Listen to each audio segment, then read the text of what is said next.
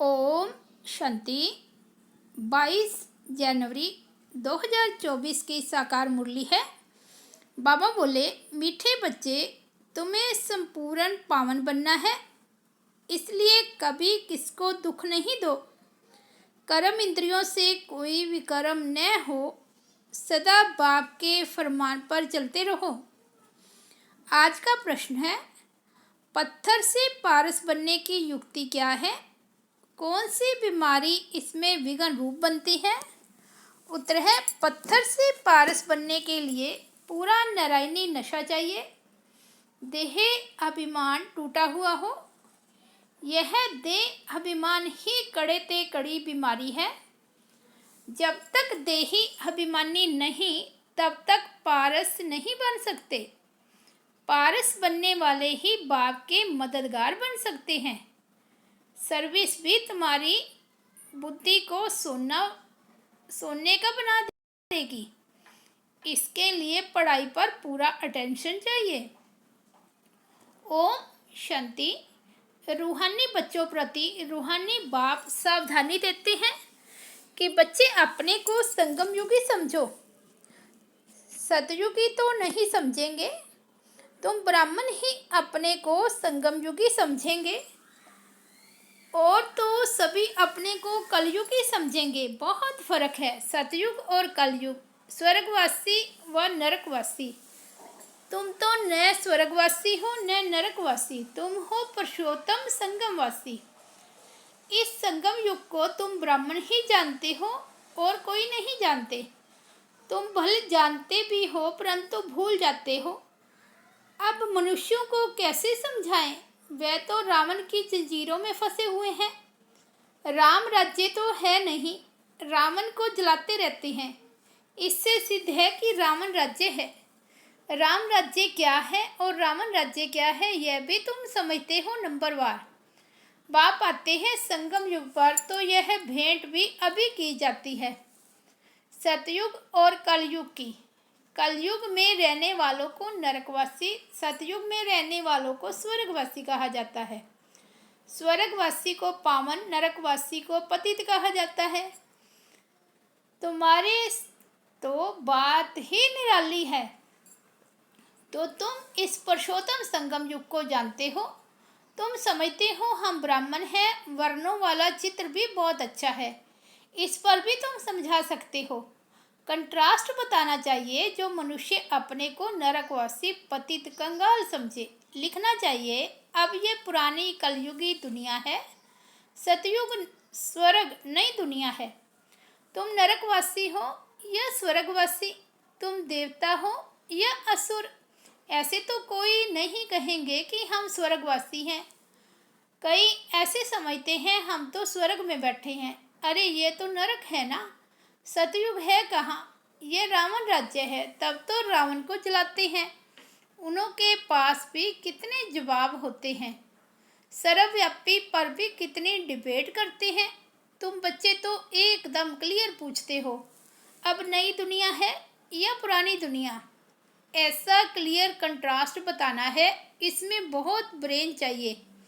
ऐसा युक्ति से लिखना चाहिए जो मनुष्य अपने से पूछे कि मैं नरकवासी हूँ या स्वर्गवासी, ये पुरानी दुनिया है या नई दुनिया है, ये राम राज्य है या रावण राज्य, इस पुरानी कलयुगी दुनिया के रहवासी हैं या नई दुनिया के वासी हैं। हिंदी में लिखकर फिर अंग्रेज़ी गुजराती में ट्रांसलेट करें तो मनुष्य अपने से पूछें कि हम कहाँ के रहवासी हैं। कोई शरीर छोड़ते हैं तो कहते हैं स्वर्ग पधारा, लेकिन स्वर्ग अभी है कहाँ? अभी तो कलयुग है। जरूर पुनर्जन्म भी यहाँ ही लेंगे ना। स्वर्ग तो सतयुग को कहा जाता है, वहाँ अभी कैसे जाएंगे? ये सब विचार सागर मंथन करने की बातें हैं। ऐसे क्लियर कंट्रास्ट हो, उसमें लिख दो भगवानों बाज। हर एक अपने से पूछे, मैं सतयुगी राम राज्य निवासी हूँ या कलयुगी रावण राज्य का निवासी हूँ। तुम ब्राह्मण हो संगमवासी, तुमको तो कोई जानते ही नहीं। तुम हो सबसे न्यारे। तुम सतयुग कलयुग को यथार्थ जानते हो। तुम ही पूछ सकते हो कि तुम विकारी भ्रष्टाचारी हो या निर्विकारी श्रेष्ठाचारी हो। ये तुम्हारा किताब भी बन सकता है। नई नई बातें निकालनी पड़े ना, जिससे मनुष्य समझे कि ईश्वर सर्वव्यापी नहीं है। तुम्हारी ये लिखत देख आपे ही अंदर से पूछेंगे, इसको आयरन एज तो सब कहेंगे, सतयुगी डीटी राज्य तो इसको कोई कह न सके। ये हेल है या हेवन। ऐसी फर्स्ट क्लास लिखत लिखो कि मनुष्य अपने को समझ जाए कि हम बराबर नरकवासी पतित हैं। हमारे में दैवी गुण तो है नहीं। कलयुग में सतयुगी कोई हो न सके। ऐसे विचार सागर मंथन कर लिखना चाहिए। जो ओटे सो अर्जुन, गीता में अर्जुन का नाम दिया है। बाबा कहते हैं यह जो गीता है उसमें आटे में लून है। लून और चीनी में कितना फर्क है, वह मीठा वह खारा। श्री कृष्ण भगवान ने वाच लिखकर गीता ही खारी कर दी है। मनुष्य कितना दलदल में फंस पड़ते हैं। विचारों को ज्ञान के राज का भी पता नहीं है। ज्ञान भगवान तुमको ही सुनाते हैं और किसको पता ही नहीं। नॉलेज तो बहुत सहज है, परंतु भगवान पढ़ाते हैं ये भूल जाते हैं। टीचर को ही भूल जाते हैं, नहीं तो स्टूडेंट कभी टीचर को भूलते नहीं हैं। घड़ी घड़ी कहते हैं बाबा हम आपको भूल जाते हैं। बाबा कहते हैं माया कम नहीं है, तुम देही अभिमानी बन पड़ते हो, बहुत विक्रम बन जाते हैं। ऐसा कोई खाली दिन नहीं जो विक्रम ना होता हो। एक मुख्य विक्रम ये करते हो जो बाप के फरमान को ही भूल जाते हो। बाप फरमान करते हैं मनमना भाव अपने को आत्मा समझो। यह फरमान मानते नहीं हैं तो जरूर विक्रम ही होगा, बहुत पाप हो जाते हैं। बाप का फरमान बहुत सहज भी है तो बहुत कड़ा है। कितना भी माथा मारे फिर भी भूल जाएंगे, क्योंकि आधा कल्प का देह अभिमान है ना। 5 मिनट भी यथार्थ रीति याद में बैठ नहीं सकते। अगर सारा दिन याद में रहे फिर तो कर्मातीत अवस्था हो जाए। बाप ने समझाया है इसमें मेहनत है। तुम वे जिस्मानी पढ़ाई तो अच्छी रीति पढ़ते हो। हिस्ट्री ज्योग्राफी पढ़ने की कितनी प्रैक्टिस है, परंतु याद की यात्रा का बिल्कुल ही अभ्यास नहीं। अपने को आत्मा समझ बाप को याद करना यह है नई बात। विवेक कहता है ऐसे बाप को तो अच्छी रीति याद करना चाहिए। थोड़ा टाइम निकाल रोटी टुक्कड़ खाते हैं, वह भी बाबा की याद में। जितना याद में रहेंगे उतना पावन बनेंगे। ऐसे बहुत बच्चे हैं जिनके पास इतने पैसे हैं जो ब्याज मिलता रहे, बाप को याद करते रोटी टुक्कड़ खाते रहें बस, परंतु माया याद करने नहीं देती। कल पहले जिसने जितना पुरुषार्थ किया है उतना ही करेंगे, टाइम लगता है। कोई जल्दी दौड़ी लगाकर पहुंच जाए ये हो ना सके। इसमें तो 2 बाप हैं। बेहद के बाप को अपना शरीर है नहीं, वह इनमें प्रवेश होकर बात करते हैं, तो बाप की श्रीमत पर चलना चाहिए। बाप बच्चों को यह श्रीमत देते हैं कि देह साहित सब धर्म छोड़ अपने को आत्मा समझो। तुम पवित्र आए थे, 84 जन्म लेते लेते तुम्हारी आत्मा पतित बनी है। अब पावन बनने के लिए श्रीमत पर चलो, तब बाप गारंटी करते हैं तुम्हारे पाप कट जाएंगे, तुम्हारी आत्मा कंचन बन जाएगी। फिर वहाँ देह भी कंचन मिलेगी। जो इस कुल का होगा वह तुम्हारी बातें सुनकर सोच में पड़ जाएगा, कहेगा तुम्हारी बात तो ठीक है, पावन बनना है तो किसको दुख नहीं देना है। मनसा वाचा कर्मणा पवित्र बनना है।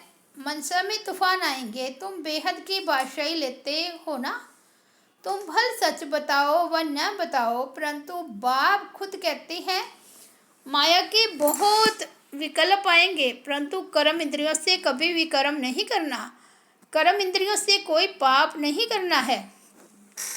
तो यह कंट्रास्ट की बातें अच्छी रीति लिखनी चाहिए।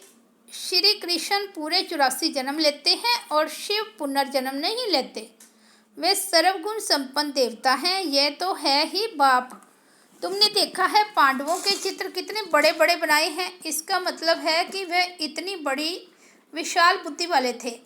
बुद्धि बड़ी थी, उन्होंने फिर शरीर को बड़ा बना दिया है। तुम्हारी जैसी विशाल बुद्धि और कोई की हो ना सके।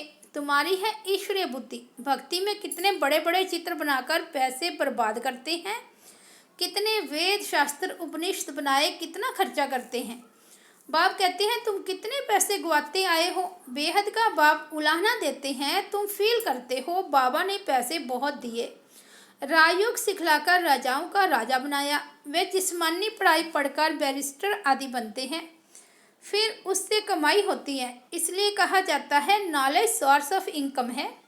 यह ईश्वरीय पढ़ाई भी सोर्स ऑफ इनकम है, जिससे बेहद की बातें मिलती है। भागवत रामायण आदि में कोई नॉलेज नहीं है, एम ऑब्जेक्ट ही कुछ नहीं। बाप जो नॉलेजफुल है वह बैठ तुम बच्चों को समझाते हैं। यह है बिल्कुल नई पढ़ाई। वह भी कौन पढ़ाते हैं? भगवान नई दुनिया का मालिक बनाने के लिए पढ़ाते हैं। इन लक्ष्मी नारायण ने ये पढ़ाई से ऊंच पद पाया। कहाँ रजाई कहाँ प्रजा। कोई की तकदीर खुल जाए तो बेड़ा पार है। स्टूडेंट समझ सकते हैं कि हम पढ़ते हैं और फिर पढ़ा सकते हैं व नहीं। पढ़ाई पर पूरा अटेंशन रखना चाहिए। पत्थर बुद्धि होने के कारण कुछ भी समझते नहीं है। तुमको बनना है सोने की बुद्धि। वह उन्हों की बनेगी जो सर्विस में रहेंगे। बैच पर भी किसको समझा सकते हो। बेहद के बाप से बेहद का वर्षा लो। भारत स्वर्ग था ना, कल की बात है। कहाँ 5000 वर्ष की बात है, कहाँ लाखों वर्ष की बात है। कितना फर्क है। तुम समझाते हो तो भी समझते नहीं हैं, जैसे बिल्कुल ही पत्थर बुद्धि हैं। ये बैच ही तुम्हारे लिए जैसे एक गीता है, इसमें सारी पढ़ाई है। मनुष्यों को तो भक्ति मार्ग की गीता ही याद रहती है। अभी तुम जो बाप द्वारा गीता सुनते हो उससे तुम 21 जन्म के लिए सदगति को पाते हो।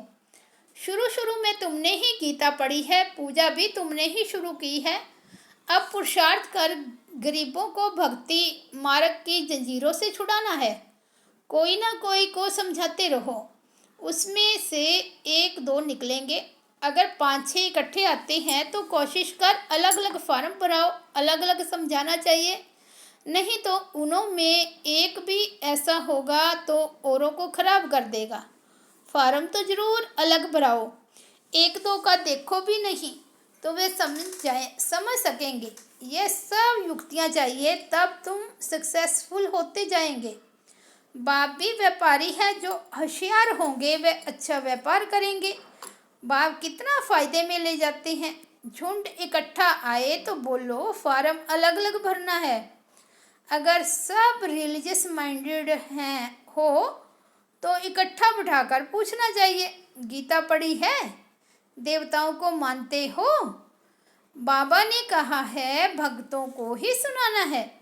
हमारे भगत और देवताओं के भगत वे जल्दी समझेंगे। पत्थर को पारस बनाना कोई मासी का घर नहीं है। देह अभिमान कड़े ते कड़ी बहुत गंदी बीमारी है। जब तक देह अभिमान नहीं टूटा है तब तक सुधरना बड़ा मुश्किल है। इसमें तो पूरा नारायणी नशा चाहिए। हम अशरीरी आए, अशरीरी बनकर जाना है। यहाँ क्या रखा है? बाप ने कहा है मुझे याद करो, इसमें ही मेहनत है, बड़ी मंजिल है। चलन से मालूम पड़ता है ये अच्छे मददगार बनेंगे। कल पहले मिसल। अच्छा, मीठे मीठे सिक्के लदे बच्चों प्रति माता पिता बाप दादा का याद प्यार और गुड मॉर्निंग। रूहानी बाप की रूहानी बच्चों को नमस्ते। हम रूहानी बच्चों की रूहानी बाप दादा को याद प्यार, गुड मॉर्निंग और नमस्ते। धारणा के लिए मुख्य सार फर्स्ट पॉइंट है मनसा वाचा कर्मणा, पवित्र रहना है। कर्म इंद्रियों से कोई भी कर्म न हो, इसकी संभाल करनी है। आत्मा को कंचन बनाने के लिए याद में जरूर रहना है। सेकंड पॉइंट है देह अभिमान की कड़ी बीमारी से छूटने के लिए नारायणी नशे में रहना है। अभ्यास करो, हम अशरीरी आए थे, अब अशरीरी बनकर वापस जाना है। वरदान है योग करने और कराने की योग्यता के साथ साथ प्रयोगी आत्मा भव। बाप दादा ने देखा बच्चे योग करने और कराने दोनों में होशियार हैं। तो जैसे योग करने कराने में योग्य हो, ऐसे प्रयोग करने में योग्य बनो और बनाओ। अभी प्रयोगी जीवन की आवश्यकता है। सबसे पहले चेक करो कि अपने संस्कार परिवर्तन में कहाँ तक प्रयोगी बने हैं, क्योंकि श्रेष्ठ संस्कार ही श्रेष्ठ संसार के रचना की नींव है। अगर नींव मजबूत है तो अन्य सब बातें स्वतः मजबूत हुई पड़ी है। स्लोगन है, अनुभवी आत्माएं कभी वायुमंडल व संग के रंग में नहीं आ सकती। अव्यक्ति साइलेंस द्वारा डबल लाइट फरिश्ता स्थिति का अनुभव करो। सदा खुशी में झूलने वाले, सर्व के विघ्न हरता व सर्व की मुश्किल को सहज बनाने वाले तब बनेंगे जब संकल्पों में दृढ़ता होगी और स्थिति में लाइट डबल लाइट होंगे। मेरा कुछ नहीं, सब कुछ बाप का है। जब बोझ अपने ऊपर रखते हो तब सब प्रकार के विघ्न आते हैं। मेरा नहीं तो विघ्न नहीं। अच्छा, ओम शांति।